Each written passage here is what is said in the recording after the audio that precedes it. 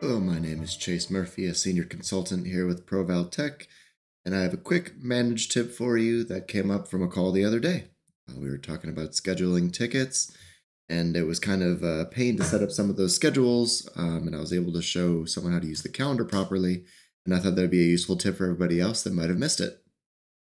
So let's get right into it.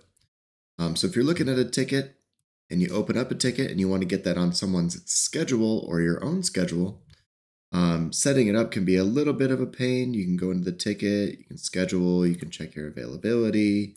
That'll pull up the calendar. You can find a resource whenever this pops up.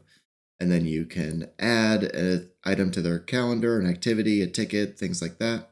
However, we're trying to schedule the specific ticket I was on. So to actually make this easier, on the far right side of the screen, there's this view dispatch only. That's the default view. You click on that and change it to service dispatch board. That's actually going to show you all of the available tickets to schedule.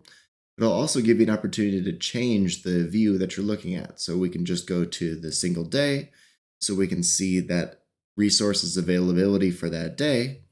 And then to schedule the ticket, instead of clicking here, double clicking here, putting in all the details that are required, all you really need to do is grab the ticket, drop it into the place you want to schedule it, set up whatever you need as far as how long it might take. Let's say this is going to take an hour. And then once you create it, it'll send out a notification to the resource that's been assigned at that time.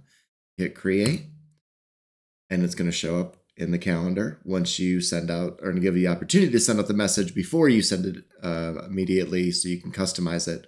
But otherwise, you can just hit send, and then it's going to be right in their calendar and show that they have not acknowledged or seen it yet. But this is an easy way to get something scheduled on someone's calendar. Let's say they had multiple entries, you needed them to work. You can just drop another item right here. Say, let's do 2:30.